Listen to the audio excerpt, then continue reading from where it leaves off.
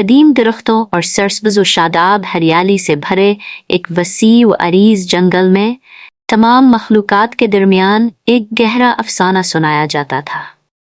दो ताकतवर दर्दों किया ये कहानी जो दुश्मनी में जकड़े हुए थे, लेकिन जंगल के दिल की धड़कन की बेवक्ताल में फंस गए थे।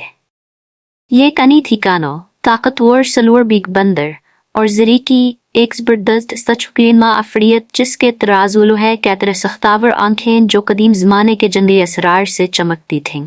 कानो और जरी के रास्ते अक्सर नहीं गुजरे थे, लेकिन जब भी वो खड़ते जंगल की मखलूक बखर जाती और पनाह ढूंढती। दोनों ताकतवर हस्तियों के अंदर ऐसी खसलतें थीं जंकियों जैसे इन्हें इज्जत मिली थी, लेकिन आने की दुश्मनी बहुत गहरी थी। वह एक दूसरे को अंदाज करने के लिए अपने फ़खराव और ताकत में बहुत ही किसान थे, लेकिन फ़तरत में इतने मुख्तलिफ थे कि एक दूसरे को कभी भी सही मानों में नहीं समझ सके। जंगल की मुश्तरक है लेकिन मनकसम ममलकत बन गया। इस इलाकों के साथ जूझ बरदस्तगर जते और गरजते कदमों से निशानजद। जैसे जैसे दिन पिघल कर महीनों में बदलते गए और मौसम गुजरते गए, जंगल की मखलूक ने असबे चीन तवाज़ुन में रहना सीख लिया। उन्होंने बंदरा और अफरियत की कहानियाँ शेयर की, इनके तनाज़ात, इनकी ताकत और गैर कही हुई हुक्मरानी के बारे में खामोश लहजे में बात की, जिसने उन्हें अलग रखा।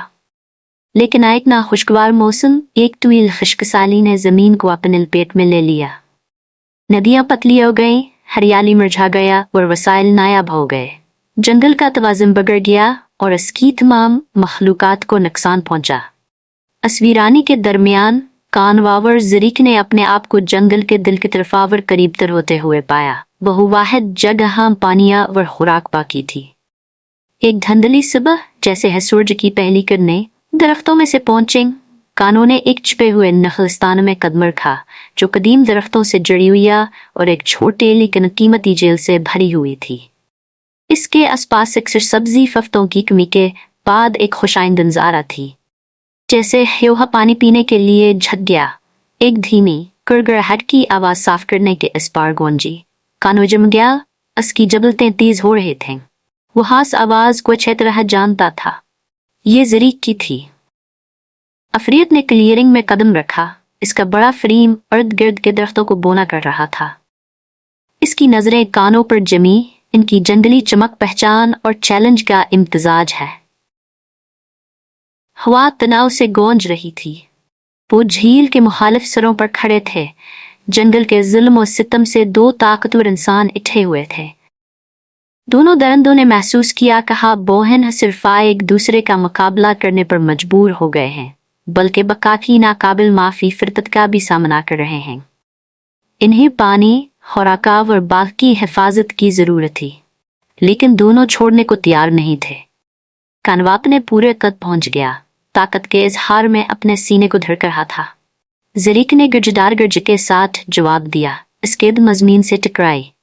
थोला वर पते ऑर्डर है। यह एक बुनियादी अत्ल था। यह एक इम्तिहान था कि कौन हासिल करेगा। नहा पीछे हटने के 7 घंटे गुजर गए। उन्होंने एक दूसरे के गिर्द चक्कर लगाया, आंखें बंद हो गईं। पिठों में तनाव था, लेकिन दोनों में पहली हरकत करने की हिम्मत नहीं हुई। जंगल की मखलूक साए से देखती थी, डरते थे कि क्या आएगा, लेकिन नजरें नहीं हटा सकते। कानवा और ज़रीक के दरमियान तनाज़ा है का मोड़ पर पहुंच गया था, जो जंगल को हमेशा के लिए बदल सकता है। जैसे है सूरज ग़ुरूब होने लगा, एक गैर मुतवक्का मेहमान बाग में दाखिला हुआ। एक छोटा कमजोर हरन जिसकी उम्र चंद माह से ज्यादा हन्हे थी।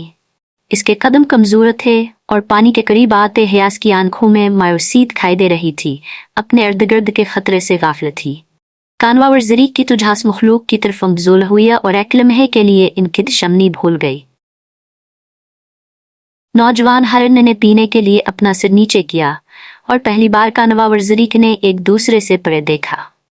उन्होंने दूसरे जानवरों को देखते हुए देखा, वह मखलूक जिन्होंने उनके साथ जंगल का इश्तराक किया। ऐसी मखलूकात जवानी वसाइल पर मुनहसर हैं जिन्हें उन्होंने अपने अज़दाज़ दुश्मनी में तकरीबन तबाह कर दिया था। उनके अमाल की हकीकत ने असलम है कानवा और ज़रीक दोनों को मुतासर किया। किन्होंने ज़रीक की तरफ देखा और उनके दरमियान एक खामोश तफ़हीम गुजर गया। एक लफ्ज के बगैर वह झील से पीछे हट गए और दूसरे जानवरों को करीब आने दिया। एकाएक करके मखलूकात एहतियात से पानी पीते हुए आगे बढ़े। गैर मुतवक्का जंग बंदी से दरंदों से इनका खौफ कम हो गया। अगले चंद दिनों में कन्वावर ज़ारिक ने मुलकर बाग की हिफाजत की। उन्होंने नहलस्तान को दूसरे खतरात से बचाया, इस बात को यकीनी बनाने की जिम्मेदारी बांटते हुए गैर मखलूक को पानी देकर साई हासिल हो। इनकी दुश्मनी एक चकचाहट वाली शराकतदारी में बदल गई, जो ज़रूरत की बिना पर बनाई गई और एक दूसरे की ताकतवर मकसद के लिए एक नया एहतराम।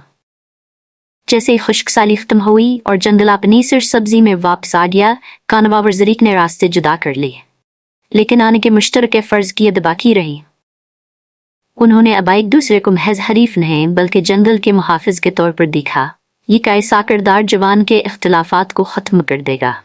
जंगल की मखलूक अब भी कन्वावर ज़ारिक की बात करती थी, लेकिन अब के अनिया तहाद और एहतराम की थी। उन्होंने दिखाया था कि सबसे ताकतवर भी अपने फ़ख्र को सबकी भलाई के लिए एक तरफ रख सकता है, ऐसा सबक जो आने वाली नस्लों के लिए जंगल में गूंजता रहेगा।